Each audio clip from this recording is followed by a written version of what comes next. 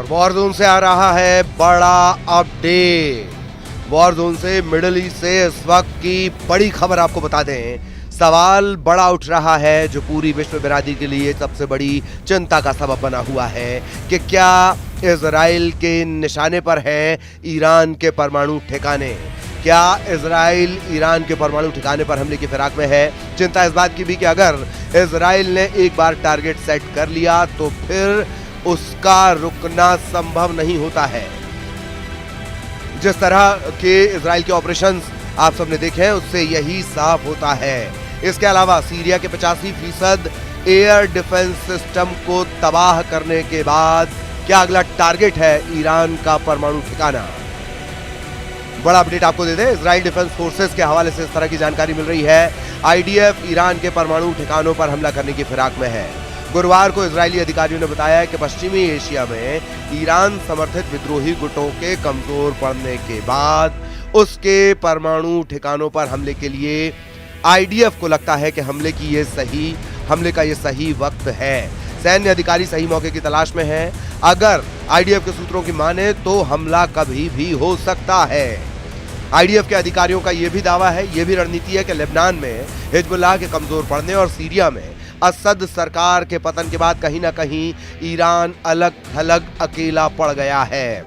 Israel किसी भी कीमत पर इस मौके को नहीं छोड़ना चाहता और अब अलग थलग पड़ा ईरान अपने परमाणु कार्यक्रम को आगे बढ़ा सकता है। अपनी क्षमता को बढ़ाने के लिए परमाणु बम भी बना सकता है। इसी की चिंता है इजराइल को। यही वजह है कि माना जा रहा है, यह दावा किया जा रहा है कि इजराइल ईरान के परमाणु ठिकानों पर किसी भी वक्त हमला कर सकता है। इधर इजरायली सेना सीरिया में भी लगातार एयर स्ट्राइक कर सैन्य ठिकानों को निशाना बना रही है। 85% अब तक की अगर जो जानकारी की बात कर ली जाए, जो जानकारी मिल रही है वॉर जोन से, जो जानकारी मिल रही है इजरायली हमले में सीरिया का तकरीबन 85% जो एयर डिफेंस सिस्टम है वो पूरी तरह तबाह हो गया है।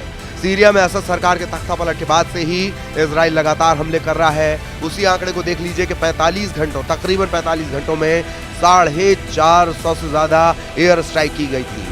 इतना ही नहीं कि सिर्फ एयर स्ट्राइक की गई थी बल्कि जमीनी हमले भी, जमीन पर भी इजराइल लगातार सीरिया के अलग अलग इलाकों में अंदर घुसने की तैयारी कर रहा है। कई इलाकों में कई किलोमीटर तक इजरायली डिफेंस फोर्स आईडीएफ घुस चुकी है। इजराइल सीरिया के सैन्य ठिकानों को, हथियारों को निशाना बना रहा है और जो जानकारी ताज़ा हम आपको लगातार दे रहे हैं कि 85% से ज़्यादा उसका जो एयर डिफेंस सिस्टम है, सीरिया का एयर डिफेंस सिस्टम है, वो तबाह हो चुका है। हमलों की और ज़्यादा जानकारी की बात की जाए, 107 एयर डिफेंस कंपोनेंट्स नष्ट कर दिए गए हैं, बर्बाद कर दिए गए हैं। 40 से ज़्यादा रडार नष्ट कर दिए गए हैं। इससे पहले रविवार सोमवार को भी इजराइल ने सीरियाई एयरबेस को निशाना बनाया था, वहाँ पर ताबड़तोड़ हमले किए थे।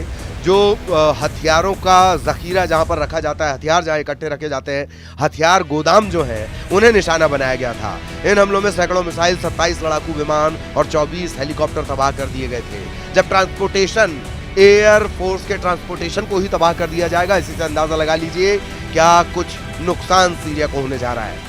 ऐसा नहीं है कि इजराइल सिर्फ वहीं पर ध्यान रखा हुआ है। इजराइल ने सीरिया के लटाविया में नौसैनिक ठिकानों को भी अपना निशाना बना लिया था। इन हमलों में सीरिया के 15 नौसैनिक जहाज तबाह हो गए थे। यानी एयर स्ट्राइक लगातार इजराइल कर रहा है, जमीन पर वार लगातार कर रहा है और एयर डिफेंस सिस्टम को भी लगातार नुकसान पहुंचा रहा है।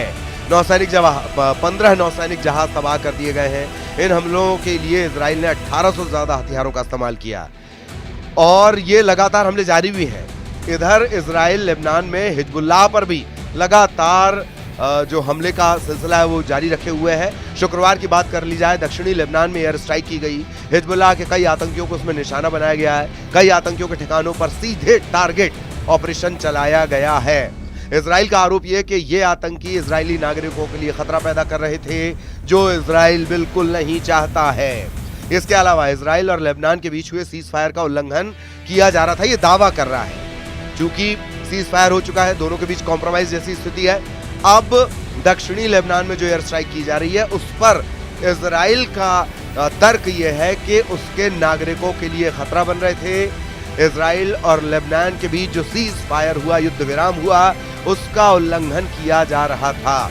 अब जरा गजा पट्टी का अपडेट देख लीजिए। गजा पट्टी में भी इजराइल हमले लगातार कर रहा है। इजराइल ने गुरुवार को दक्षिणी गजा में हवाई हमले कर हमास के कई आतंकियों को निशाना बनाया। इजराइल के खुफिया अधिकारियों के मुताबिक ये आतंकी गजा में मानवीय सहायता लेकर जाने वाले ट्रकों को हाईजैक करने की फिराक में थे और यही वजह है कि गजा पट्टी में भी लगातार इजराइल के हमले हो रहे हैं। गजा पट्टी में हमले हो रहे हैं जो दक्षिणी लेबनान का हिस्सा है जहां आतंकी हैं और होगा तमाम जो विश्व बिरादरी है, दुनिया है, उसकी निगाहें इसी बात पर टिकी हुई है कि अगर परमाणु ठिकानों को निशाना बनाया जाता है तब किस तरह की स्थितियां होंगी। ये इस वक्त का सबसे बड़ा अपडेट हम आप तक पहुंचा रहे हैं। ईरान के परमाणु ठिकानों पर हमले की फिराक में है इजराइल।